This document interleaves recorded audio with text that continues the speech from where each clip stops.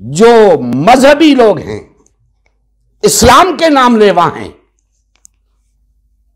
जिनका इस मुल्क की सियासत में कोई किरदार नहीं, जिनका कोई मुस्तकबिल नहीं, वो मिल बैठने को भी तैयार नहीं। जानते हैं कि हम कुछ नहीं कर सकते अकेले अकेले, तन्हा तन्हा, फिर भी मिल बैठने को तैयार नहीं कि आओ मिल बैठे, देखें क्या करना है, कैसे करना है।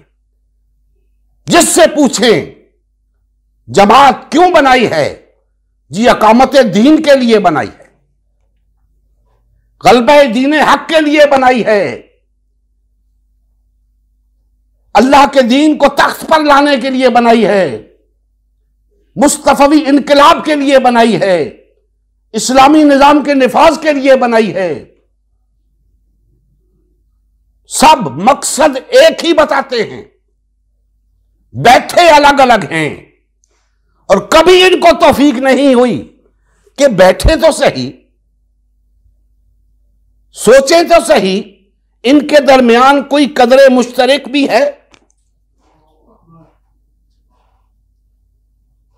सबका मकसद एक है, वही कदरे मुश्तरक है, अल्लाह के दीन का गलबा, अल्लाह की हाकमियत का कयाम, अकामत दीन, इस्लामी निजाम का निफाज। कौन सी मजहबी जमात है जिसका यह मंशूर नहीं है? जमात इस्लामी, मिनहाजुल कुरान, जमीयत उलमाए इस्लाम, जमीयत उलमाए पाकिस्तान, तहरीक लब्बैक, कौन सी जमात है जो अल्लाह के दीन के गलबे के लिए जद्दोजहद नहीं कर रहे? सब अल्लाह के दीन के गलबे के लिए जद्दोजहद कर रहे हैं। भाई जब तुम्हारा मकसद एक है तो एक होकर उसे हासिल करो। एक होने के लिए ये मिल बैठने को तैयार नहीं।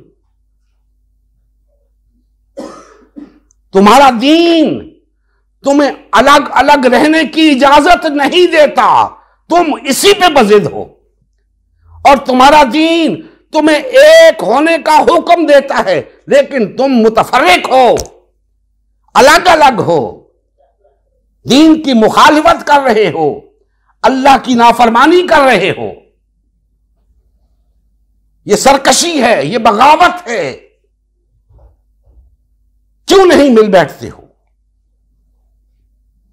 एक मकसद के हुसूल के लिए मिल बैठना जुर्म नहीं है। मैंने आपके सामने मिसाल रखी कि सेकुलर जमातें अपने मफादात के लिए, अपने इक्तदार के लिए कल के दुश्मनों को गले लगा लेती हैं,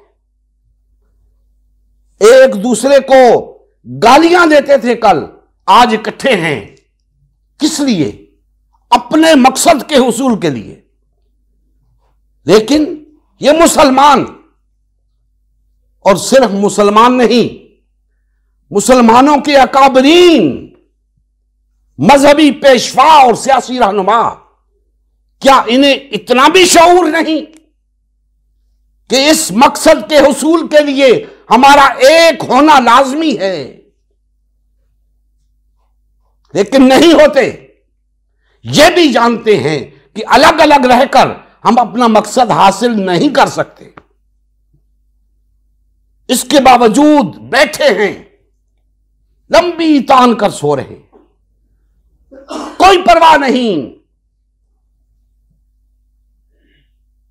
कोई जमात इस वक्त, मजहबी जमात, इस पोजीशन में नहीं कि मैं ये कह सकूं कि अगले 100 साल तक भी वो अल्लाह के दीन को गालिब कर देगी।